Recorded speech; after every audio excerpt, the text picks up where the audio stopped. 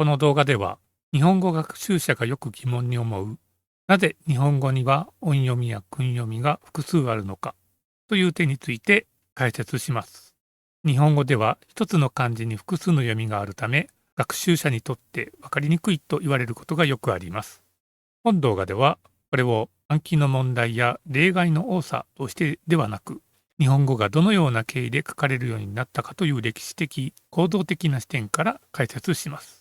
内容の整理にあたっては、チャット GPT を用いて議論や確認を行いながら構成を整理していますが、最終的な構成や解釈は私自身によるものです。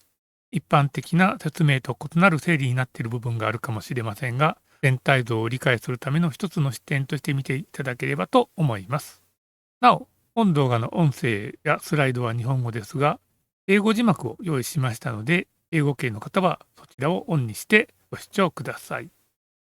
まず最初に、日本語の記述方法がどのように成立してきたか、その概略を紹介します。日本語はもともと話し言葉として使われていた言語で、固有の文字体系を持っていませんでした。これは日本の社会が未発達だったからというよりも、比較的まとまった社会構造の中で、公伝による統治や情報共有が成立しており、文字による記録の必然性が強くなかったためだと考えられます。しかし、大陸との交流が始まり、より広域で複雑な統治や行政が必要になると、記録や制度を支える記述手段が求められるようになります。日本は自前で文字体系を作るのでなく、大陸から統治、行政の技術と一体となった形で漢字と漢文を導入することにしました。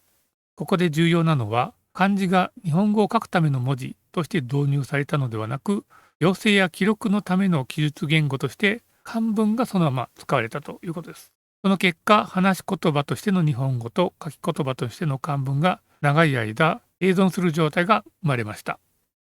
この2つを行き来するために、漢文の意味を日本語に対応させる辞書的な対応関係や意味・発音の対応表が少しずつ形成されていきます。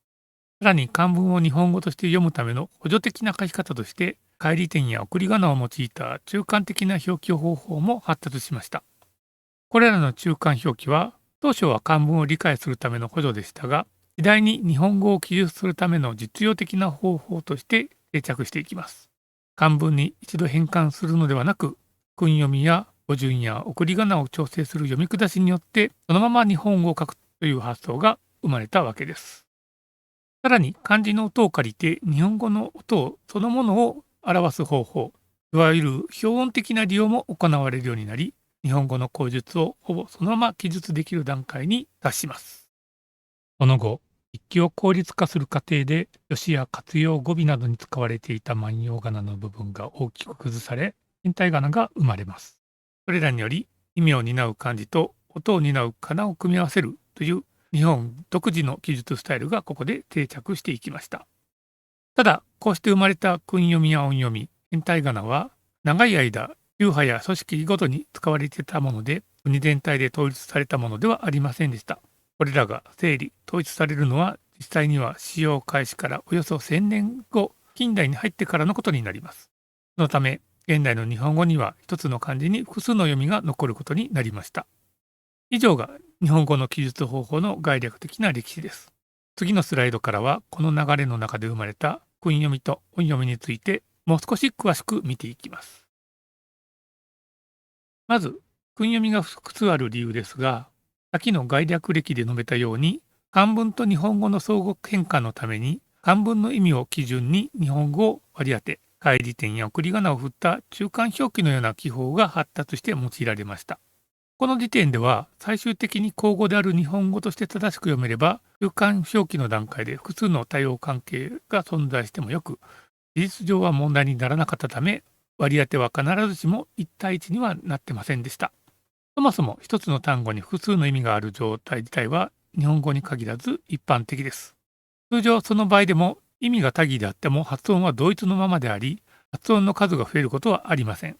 しかし日本語では漢文の意味を日本語という別の言語に翻訳するという過程を伴っていたため、意味ごとに異なる日本語の言葉が割り当てられた結果、多義がそのまま多音になるという構造上の結果が生じました。そしてこの中間表記が日本語の記述にそのまま流用されるようになった時点で、多音になった訓読みは体系的に整理されることなく、実際に使われていた形をそのまま引き継ぐデファクトとして定着していきました。